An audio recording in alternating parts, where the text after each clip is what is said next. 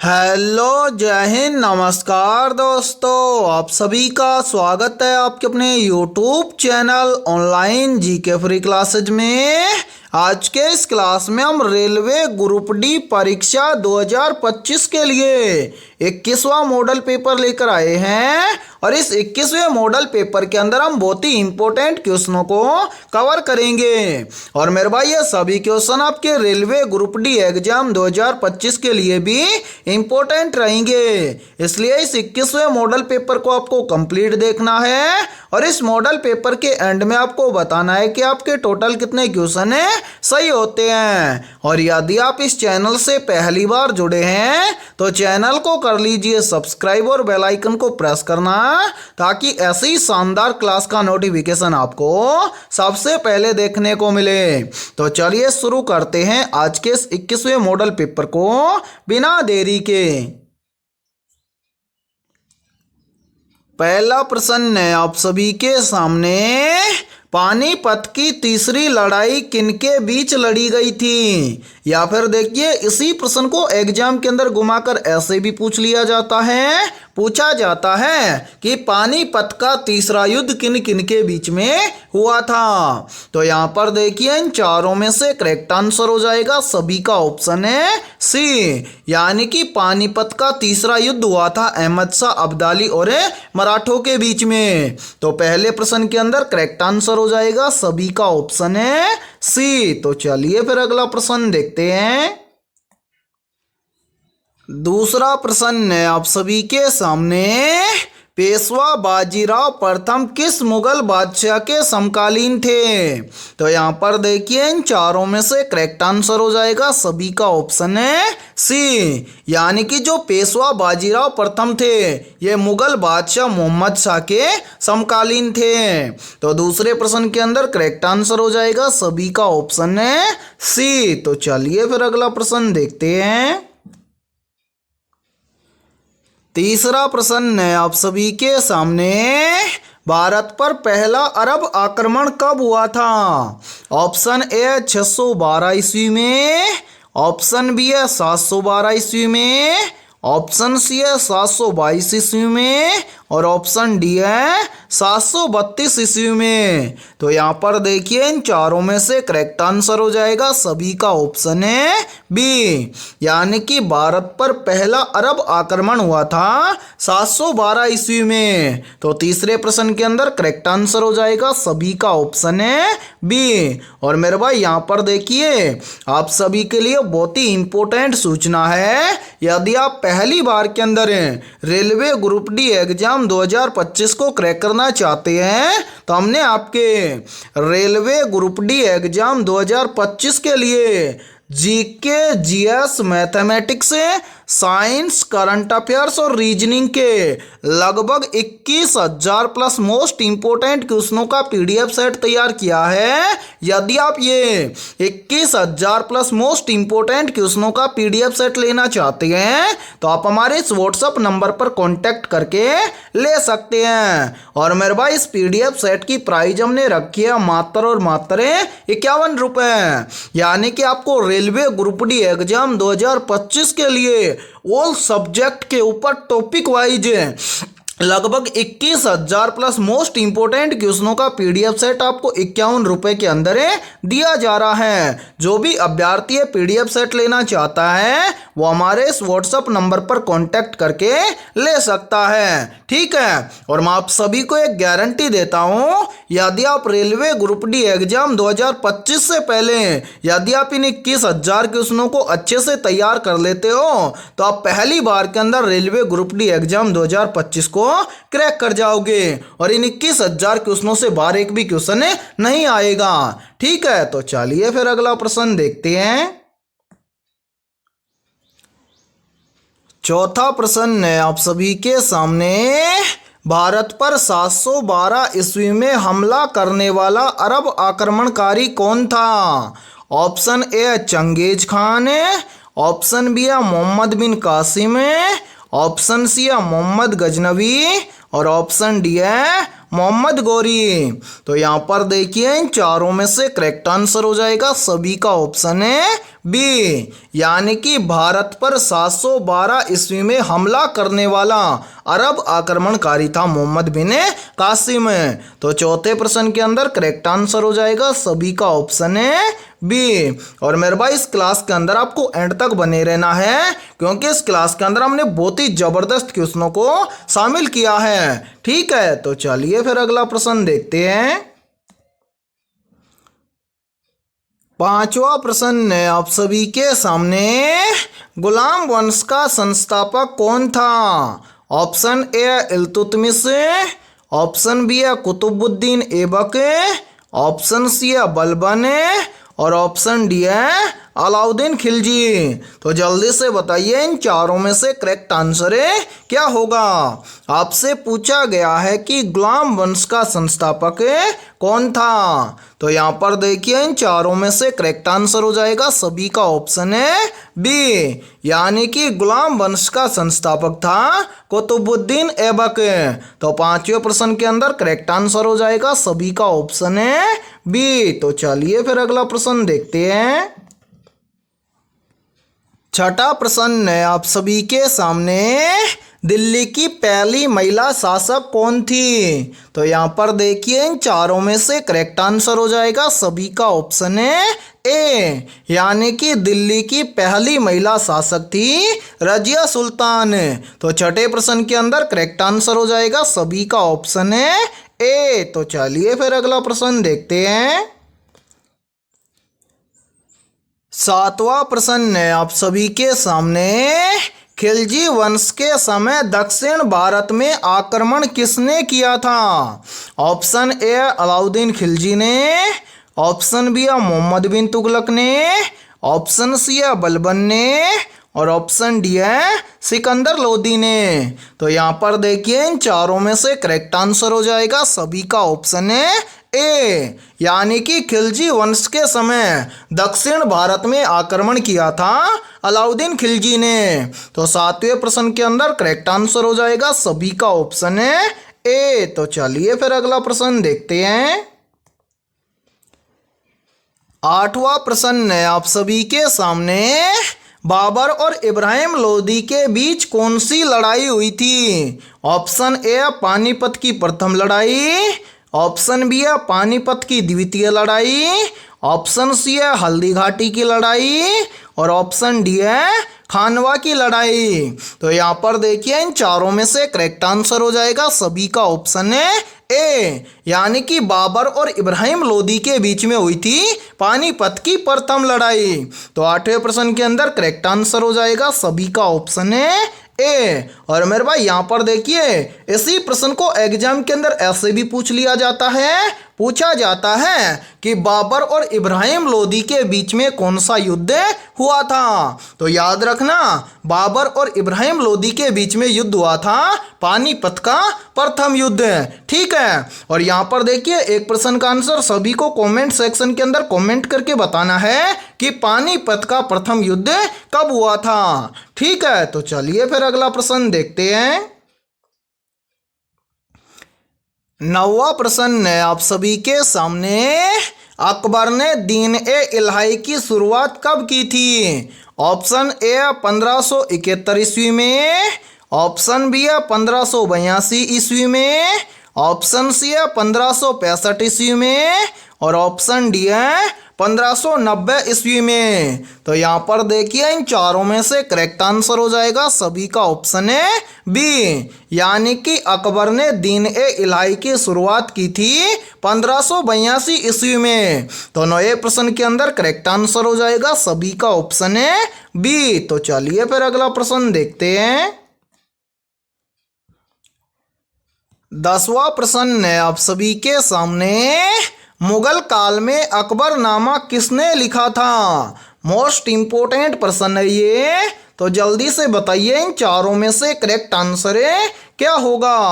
आपसे पूछा गया है कि मुगल काल में अकबरनामा किसने लिखा था? तो यहाँ पर देखिए इन चारों में से करेक्ट आंसर हो जाएगा सभी का ऑप्शन है ए, यानी कि मुगल काल में अकबरनामा लिखा था अबुल फजल ने। तो 10वें प्रश्न के अंदर करेक्ट आंसर हो जाएगा सभी का ऑप्शन है ए। और मेरे भाई यहाँ पर देखिए, यदि ये क्लास आपको पसंद आ रही है तो जल्दी से एक बार इस क्लास को लाइक कर दीजिए, और यदि आप इस चैनल से पहली बार जुड़े हैं तो चैनल को कर लीजिए सब्सक्राइब और बेल आइकन को प्रेस करना, ताकि ऐसी ही शानदार क्लास का नोटिफिकेशन आपको सबसे पहले देखने को मिले। और आपके जितने भी दोस्त रेलवे ग्रुप डी एग्जाम 2025 की तैयारी कर रहे हैं तो उनके पास भी इस क्लास को ज़्यादा से ज़्यादा शेयर करें। ठीक है, तो चलिए फिर अगला प्रश्न देखते हैं।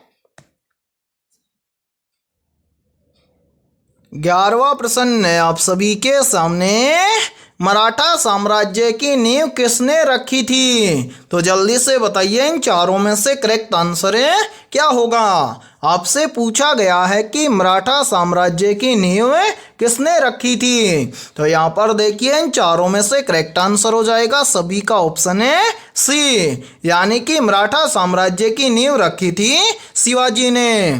तो 11वें प्रश्न के अंदर करेक्ट आंसर हो जाएगा सभी का ऑप्शन है सी। तो चलिए फिर अगला प्रश्न देखते हैं।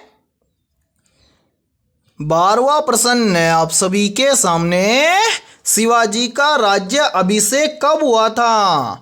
ऑप्शन ए है 1672 ईस्वी में, ऑप्शन बी है 1674 ईस्वी में, ऑप्शन सी है 1676 ईस्वी में, और ऑप्शन डी है 1670 ईस्वी में। तो यहाँ पर देखिए इन चारों में से करेक्ट आंसर हो जाएगा सभी का ऑप्शन है बी, यानी कि शिवाजी का राज्य अभिषेक हुआ था 1774 ईस्वी में। तो 12वें प्रश्न के अंदर करेक्ट आंसर हो जाएगा सभी का ऑप्शन है बी। तो चलिए फिर अगला प्रश्न देखते हैं।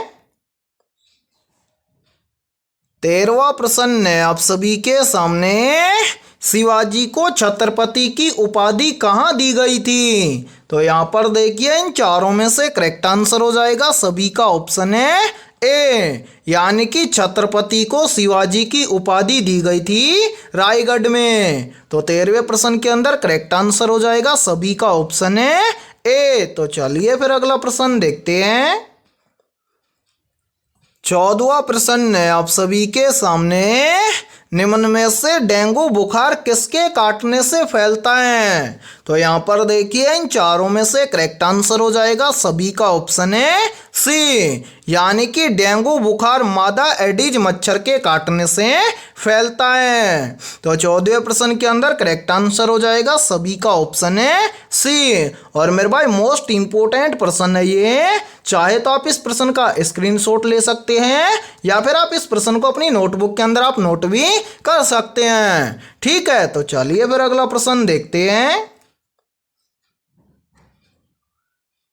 15वां प्रश्न है आप सभी के सामने, मनुष्य की आंख में किस प्रकार का लेंस पाया जाता है? ऑप्शन ए अवतल लेंस, ऑप्शन बी है उत्तल लेंस, ऑप्शन सी है समतल लेंस, और ऑप्शन डी है इनमें से कोई नहीं। तो जल्दी से बताइए इन चारों में से करेक्ट आंसर है क्या होगा। आपसे पूछा गया है कि मनुष्य की आंख में किस प्रकार का लेंस पाया जाता है। तो यहाँ पर देखिए इन चारों में से करेक्ट आंसर हो जाएगा सभी का ऑप्शन है बी, यानी कि मनुष्य की आंख में पाया जाता है उत्तल लेंस। तो 15वें प्रश्न के अंदर करेक्ट आंसर हो जाएगा सभी का ऑप्शन है बी। तो चलिए फिर अगला प्रश्न देखते हैं। 16वां प्रश्न है आप सभी के सामने, विटामिन डी की कमी से कौन सा रोग होता है? ऑप्शन ए है स्कर्वी, ऑप्शन बी है बेरी, ऑप्शन सी है रिकेट्स, और ऑप्शन डी है रतौंधी। तो यहाँ पर देखिए इन चारों में से करेक्ट आंसर हो जाएगा सभी का ऑप्शन है सी, यानी कि विटामिन डी की कमी से होने वाला रोग है रिकेट्स। तो 16वें प्रश्न के अंदर करेक्ट आंसर हो जाएगा सभी का ऑप्शन है सी। और मेरे भाई यहाँ पर देखिए काफी बार पूछ लिया जाता है कि स्कर्वी रोग किस विटामिन की कमी से होता है। तो याद रखना स्कर्वी रोग होता है विटामिन सी की कमी से। ठीक है, है। इसी प्रकार से पूछ लिया जाता है कि बेरी रोग किस विटामिन की कमी से होता है। तो याद रखना बेरी रोग होता है विटामिन बी की कमी से। ठीक है। और इसी प्रकार से पूछ लिया जाता है कि रतौंधी रोग किस विटामिन की कमी से होता है। तो याद रखना रतौंधी रोग होता है विटामिन ए की कमी से। ठीक है। और 16वें प्रश्न के अंदर करेक्ट आंसर हो जाएगा सभी का ऑप्शन है सी। तो चलिए फिर अगला प्रश्न देखते हैं। 17वां प्रश्न है आप सभी के सामने। कौन सा तत्व हीरे और ग्रेफाइट दोनों में पाया जाता है।